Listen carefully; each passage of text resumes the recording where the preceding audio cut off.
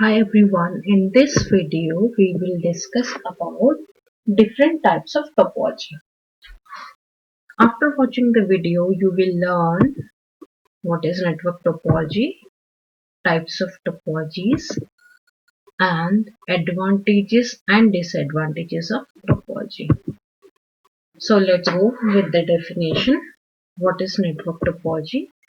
It's an arrangement of computers in a network, or I can say it's the pattern of interconnected nodes in a network, or I can say it is a description of arrangement of computers in a network.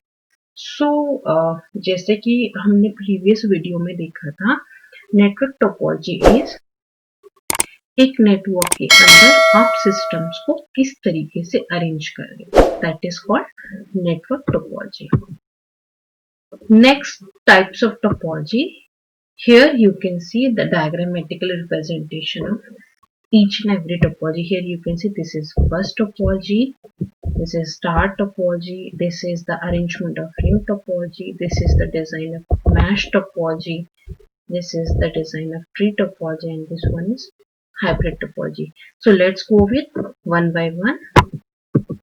Number one, bus topology. Here you can see the diagrammatic representation. The definition is a type of network setup in which all the nodes and devices are connected to a single cable. Means what? इस वाली topology में इसको हम बस topology क्यों कहते हैं? क्योंकि इसमें सिस्टम इस तरीके से अरेंज है, इस तरीके से पैटर्न बनाते हैं जैसे कि एक बस में सीट होती है, बीच में निकलने के लिए स्पेस होता है. ठीक उसी तरीके से यहाँ पे बीच में एक सिंगल केबल होती है जिससे हमारे सारे नोड्स और कंप्यूटर्स और नेटवर्किंग डिवाइसेस और any devices that we need to share with in the network connected रहते हैं.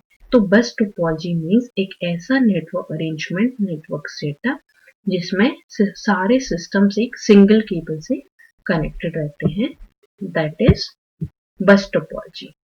Now talk about advantages and disadvantages. Advantages is number one, works well for small network. छोटे छोटे networks के लिए बहुत ही अच्छी होती है ये. इजी टू इंस्टॉल करने में कोई प्रॉब्लम नहीं थी, बहुत आसानी से इंस्टॉल कर सकते हैं.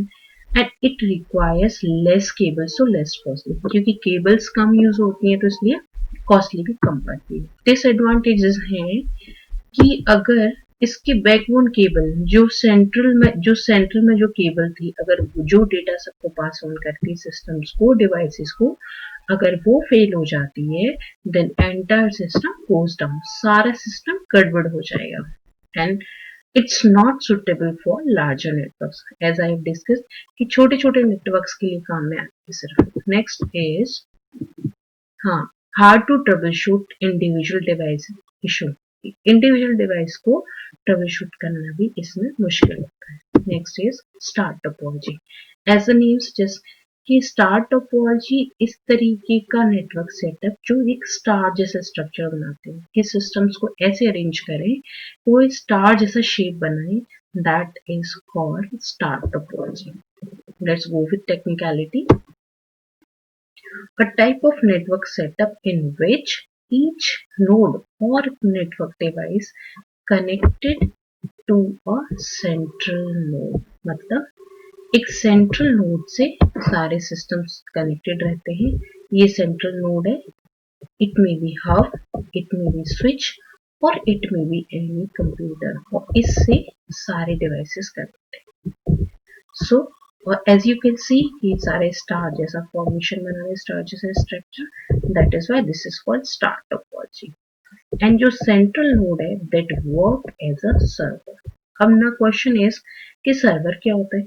सर्वर एक ऐसा डिवाइस है जो जितनी भी कनेक्टेड डिवाइसेस है नेटवर्क के अंदर सबको इंफॉर्मेशन एंड रिसोर्सेज प्रोवाइड करने का काम करता है, सबकी रिक्वेस्ट के अकॉर्डिंगली रिप्लाई करता है, सारे client machine, that is server. Okay, next advantages of this topology. Easy to install, बहुत ही सिंपल सा है. किसी भी नोड को ऐड करना रिमूव करना बहुत ही सिंपल होता है, क्योंकि वो as you can see in the diagram, अगर मैंने इस नोड को ऐड किया तो बाकी के सिस्टम पे कोई फर्क नहीं पड़ेगा। अगर मैंने इसको रिमूव किया तो रेस्ट सिस्टम सर्वर से कनेक्टेड रहेंगे और उसमें इंफॉर्मेशन पास ऑन होती रहेगी। Next is, if one computer on the network fails, the rest network continues work properly. That's absolutely correct. अगर एक सिस्टम में कोई खराबी हो जाती है तो बाकी सिस्टम सक्सेसफुली अच्छे से काम करते रहेंगे। No disruption to the network when connecting or removing device. That's true. कोई भी डिस्टर्बेंस नहीं होता है दूसरे सिस्टम्स को जब हम कोई नया सिस्टम ऐड या रिमूव कर रहे होते हैं, क्योंकि यहाँ पे हर एक सिस्टम की डायरेक्ट कनेक्टिविटी होती है टू द सेंट्रल नोड। अब डिसएडवांटेजेस क्या है? It can be costly to implement, especially when using a switch or router as the central node.